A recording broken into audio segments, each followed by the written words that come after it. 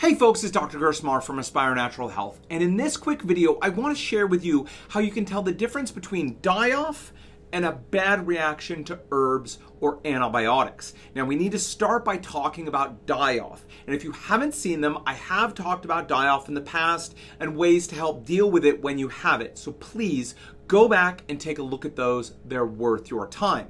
All right, as a quick reminder, die-off, also called Herxheimer reactions or Jerisch-Herxheimer reactions, after the two doctors, Dr. Jerisch and Dr. Herxheimer, who first described them, happen when we begin killing off large amounts of bacteria, viruses, parasites, or all of the above. Now, if we've had a chronic infection or a dysbiosis for a while, the immune system has come to a kind of uneasy truce about that. And when we start changing things by putting in antibiotics or herbs to kill off this load of bad stuff, or bugs as we like to call them, the immune system can get hit by a wave of debris from these bugs, and that can stimulate an inflammatory reaction. That is die-off. Now, there's a spectrum of die-off. For some people, die-off is non-existent. They're wondering, what is this that everybody's talking about? For others, it's very mild. And for some people, it can be very severe. So here's what typically happens. Your practitioner has done some testing showing you have a load of bugs or bad stuff that we don't want to be there, and they prescribe you a therapy to kill off that stuff. Now, there are a lot of ways to do it, ranging from diet changes to herbs to prescription drugs, and one is not necessarily better than the other. Some situations can be fixed or improved with simple diet changes, while others will absolutely need herbal medicines, and still others really need a prescription drug if we're going to do the job properly, okay? That's why having a good practitioner on your side is so vital, so that you don't waste your time with therapies that aren't going to be effective for you. Now, a really important piece here before you begin any therapy is to recognize if you're sensitive or not. At Aspire Natural Health, we work with a lot of sensitive people who have large, big reactions to small amounts of stuff and who have to begin slowly when they begin therapies. Now, most people who are sensitive know it, but if you're not sure, you can just think about other substances that you may put in your body. How do you respond to things like caffeine, Tylenol or Advil, alcohol? If you know you're especially sensitive and you end up having to take like half the normal dose of things, or some people will say they take the children's dose, then it's important that when you begin any therapy aimed at killing off excess bacteria, viruses, or parasites, you're going to need to go low and slow in your approach. And please be sure to tell the practitioner that you're working with about your sensitivity. Over the years, we've had a few people who've had some really tough experiences when they forgot to tell us how sensitive they were, and we ended up blasting them with a dose that was just too strong for them.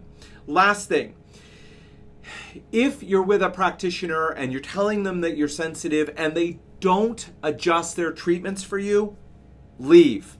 All right, go find another practitioner. That is a bad practitioner. I've seen many examples over this about this issue over the years, and it is maddening.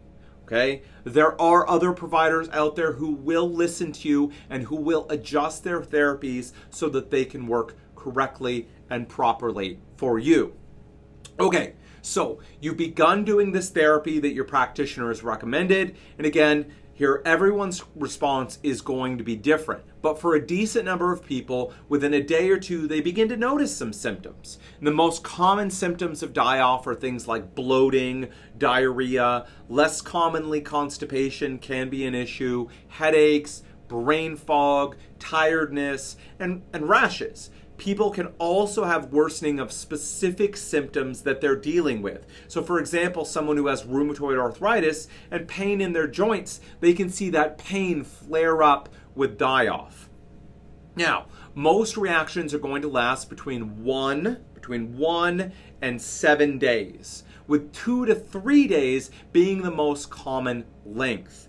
Anything that's very severe in symptoms or lasts more than about 10 days needs to be brought up, as it might be something more than just die-off. So We use these guidelines to get a sense if what we're seeing is die-off or we're dealing with something else. Let me give you an example. So Trong, not his real name, came to us with a whole host of digestive issues. Testing showed us SIBO and large intestinal dysbiosis, and Trong told us that he was very sensitive to supplements and medications. So we began very slowly with a very small dose of antimicrobial herbs. Within a couple days of starting the herbs, Trong was feeling terrible. He had a rash, digestive upset, and a migraine.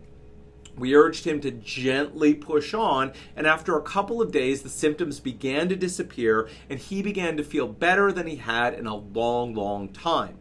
This is an example of die-off, right? An initial, relatively brief period of increased inflammation and flare of symptoms, followed by an overall improvement. All right, but what if it's not die-off? What else could be going on? So let's use another example of a person that we worked with. Melinda, also not her real name, had Crohn's disease, and testing revealed extensive large intestinal dysbiosis. Melinda told us she had no sensitivities that she knew of, no special, sensitivity overall. But we did begin with a lower dose of a liquid herbal preparation and asked her to work that dose up. She did well until she hit a moderate dose when she found that she was getting a lot of digestive upset. And over a period of about 6 weeks, we adjusted her dose up and down, looking for that right dose for her. And we found that she could never raise her dose over that kind of moderate level without getting continuous symptoms that never seemed to improve. Now, suspecting that what we were looking at was a sensitivity to the formula we were using, we switched her to a different formula and found that she could tolerate much higher doses without any issues whatsoever. So does that help clarify the difference between die-off and a sensitivity to whatever therapy you're using? Die-off typically builds up over a day or two, peaks, and rarely lasts more than 5 to 7 days. Then as you clear that current load of bugs, you'll be able to take that dose without having further issues. If you raise the dose, you may begin having some die-off again, but it's going to continue to follow that same pattern. Now, if you're having sensitivity to the therapy that you're using, the symptoms remain continuous, lasting for as long as you continue taking the therapy, and you find that you never have an adjustment to it.